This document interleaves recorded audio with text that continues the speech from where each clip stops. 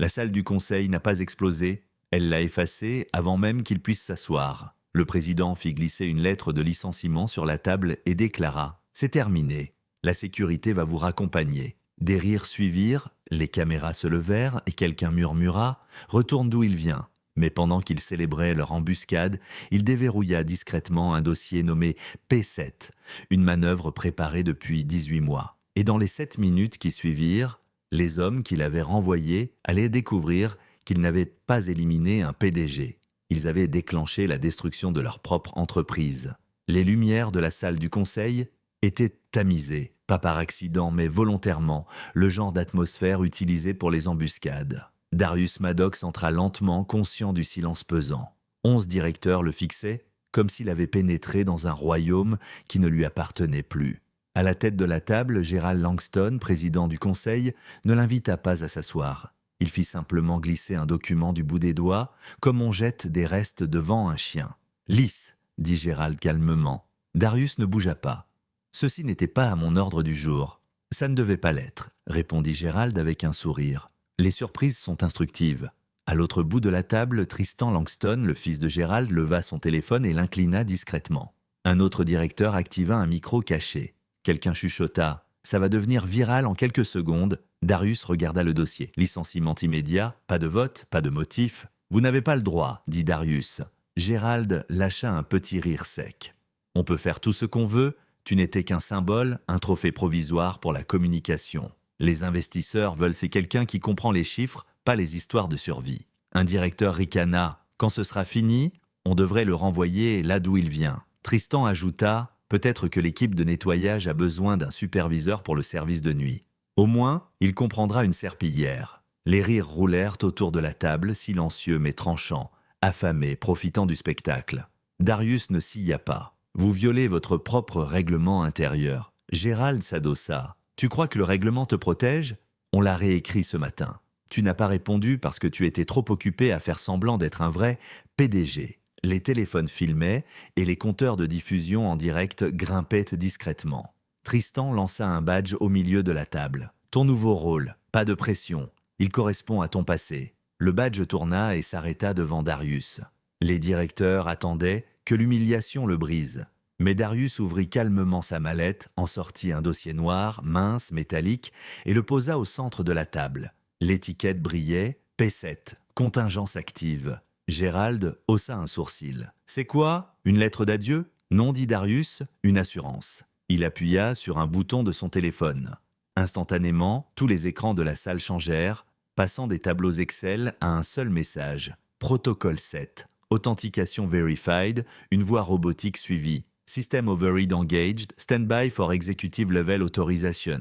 Le sourire de Gerald disparut. « Qu'est-ce que tu as activé ? » « Quelque chose que vous m'avez forcé à construire, » répondit Darius. « Une contre-mesure. » Le directeur Hale secoua la tête. « Le protocole 7 n'existe pas. C'était une rumeur. »« Il existe, » répondit Darius. « Et il s'active lorsque le conseil tente une destitution illégale du PDG. » Tristan se jeta sur la tablette de conférence. Elle se verrouilla. Une notification s'afficha. « Incoming Delegation, International Defense Council. » « 10 minutes. C'est quoi ça ?» exigea Gerald. « L'accord que vous avez jugé trop ambitieux, » dit Darius.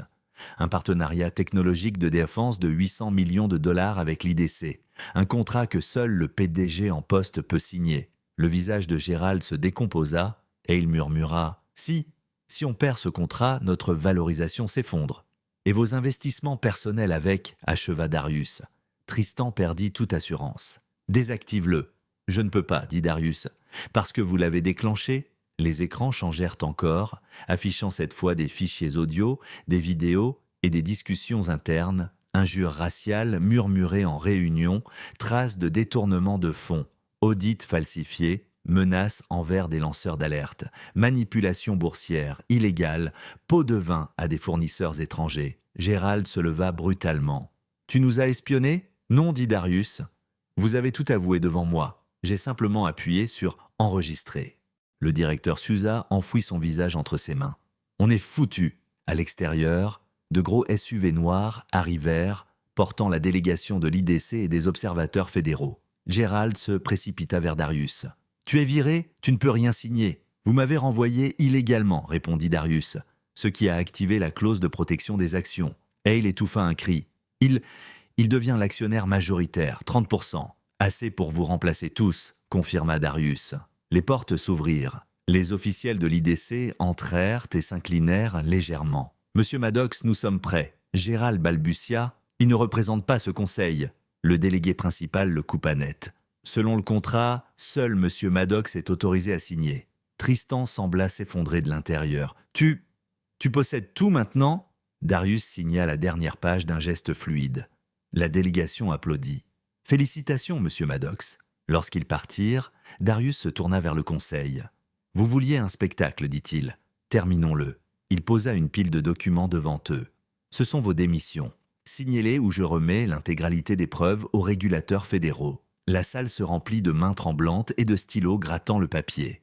Tristan signa en dernier, la voix brisée. « S'il te plaît, ne détruis pas ma famille. »« C'est toi qui l'as fait, » répondit Darius. « Moi, je n'ai fait que documenter. » Gérald tenta un dernier appel. « On peut négocier. »« Sécurité, » dit Darius. « Emmenez-les. » Les directeurs furent escortés un par un, subissant la même humiliation qu'ils avaient eu prévue pour lui. Quand la dernière porte se referma, la salle du conseil devint silencieuse. Darius prit le dossier P7, ferma sa mallette et s'arrêta un instant. Sa voix était calme, presque douce, le genre de voix qui devient légende. « Vous ne m'avez pas renvoyé, dit-il.